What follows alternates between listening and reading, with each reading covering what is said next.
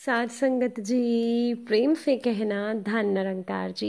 एक नई साखी के साथ स्वागत है आप सभी का आपके ही अपने चैनल पर। हमारी आज की साखी का शीर्षक है अहमियत और मूल्य। चलिए सुनते हैं आज की ये साखी। साध संगत जी, प्रकाश ने अपनी बहन प्रभा से कहा कि चल बहन जल्दी से तैयार हो जा, आज मैं तुझे लेने आया हूँ। तो वो अपने घर जाने की तैयारी करने लगी। प्रभा पढ़ी लिखी और बहुत ही संस्कारी लड़की थी जिसे गाड़ी चलाने का बहुत शौक था। कुछ समय पहले ही प्रभा की शादी एक भरे पूरे परिवार में हुई थी, जिसमें उसकी सास, जेठ, जेठानी और पति सभी मिलजुल कर रहते थे।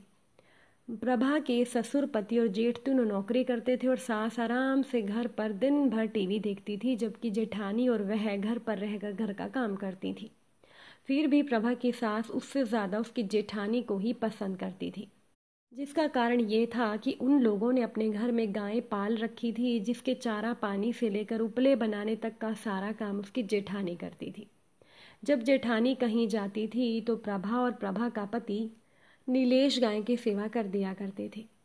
एक दिन साथ संगत जी, प्रकाश किसी काम से उसी शहर में आया जिसमें उसकी बहन की शादी हुई थी। तब वो थोड़े समय के लिए अपनी बहन से मिलने उसके ससुराल आया। तो ऐसे ही बातों बातों में उसने उसकी जेठानी से कह दिया कि दीदी, किसी दिन प्रभा के साथ हमारे घर भी आओ ना, माँ आपको बहुत याद करती हैं।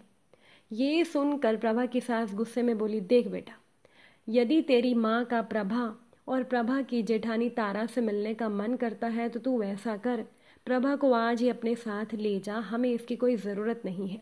इसको तो बस गाड़ी चलाने का शौक़ है, घर का काम तो तारा भी कर लेगी, भला इसके इस शौक़ से हमें क्या फ़ायदा। सासंगत जी, तारा तो घर के काम के साथ साथ दिन भर गाय की सेवा भी करती है। ये बात तारा की सास ने प्रकाश को कह दी।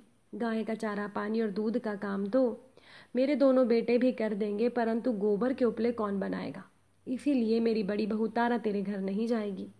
सास की बात सुनकर प्रभा की आंखों से आंसू बह निकले, जिन्हें देखकर प्रकाश दुखी होकर बोला, अब तो मैं किसी काम से वैसे ही आया था, तुम तैयार रहना, कुछ दिनों के बाद मैं तुम्हें लेने आ जाऊंगा बहन, तुम दुखी मत हो। संसार में कोई काम बुरा नहीं होता, बस वक्त आने पर ही उसकी अहमियत मालूम पड़ती है। ये कहकर वो प्रभा को प्यार से समझाकर अपने घर चला गया। अब कुछ दिनों के बाद एक दिन जब प्रभा के पति, ससुर और जेठ सभी ऑफिस गए हुए थे, तब सास खाना खाकर आराम से सोफे पर लेटकर टीवी देख रही थी। तभी अचानक से सास को दिल का दौरा पड़ा, वो सोफे से नीचे गिर गई। उनके गिरने की आवाज़ सुनकर प्रभा जब ड्राइंग रूम में आई तो सास की हालत देखकर वो तुरंत सास को गाड़ी में बिठाकर अस्पताल ले गई और डॉक्टर से चेकअप कराकर उनका अच्छे से इलाज करवाया।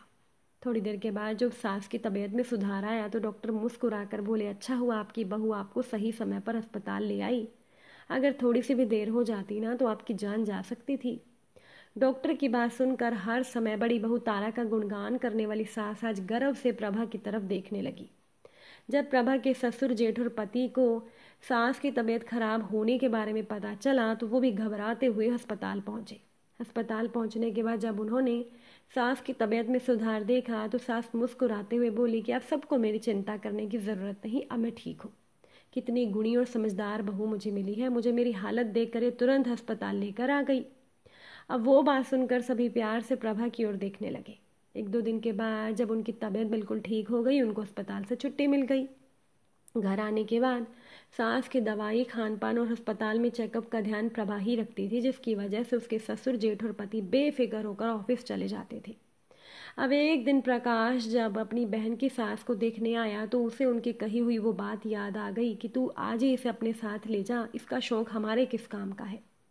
सास की कही बात को याद करके जब प्रकाश ने प्रभा से घर चलने को कहा तो उसकी सास की आंखों में आंसू आ गए। दुखी होकर वो प्रकाश को बोली, बेटा ये तेरे साथ चली जाएगी तो मेरा ख्याल कौन रखेगा। बड़ी बहू तारा तो इतनी पढ़ी लिखी नहीं है कि वो पढ़कर मुझे दवाई भी दे दे। मुझे गर्व है मेरी बहू प्रभा पर। बेटा, पिछली बार जो मैंने तुझको कहा था उसके लिए मैं तुझसे और प्रभा से माफ़ी मांगती हूँ। प्रभा तेरे साथ नहीं जाएगी, ये मेरे पास ही रहेगी, बाद में फिर कभी इसको 2-4 दिनों के लिए अपने साथ ले जाना, अभी मुझे इसकी ज़रूरत है। उनका रोना देखकर प्रकाश बोला कि आप रोइए मत, ये आंसू नहीं मोती हैं जो पश्चाताप के कारण आपकी आंखों से बह रहे हैं। मुझे खुशी है कि आपको प्रभा के शौक की एक अहमियत पता तो चल गई। मैं प्रभा को बाद में ले जाऊंगा, फिलहाल ये आपके पास रहेगी। तो सास की बात सुनकर प्रकाश ने मुस्कुराकर ये कहा तो उन्होंने प्यार से प्रभा को गले लगा लिया। साथ संगत जी, अगर आज की ये साखी आपको अच्छी लगी हो, वीडियो को लाइक शेयर ज़रूर करिएगा। आप सभी से फिर मुलाकात होगी नई साखी नए विचारों के साथ। साथ संगत जी, प्यार से कहना धन निरंकार जी।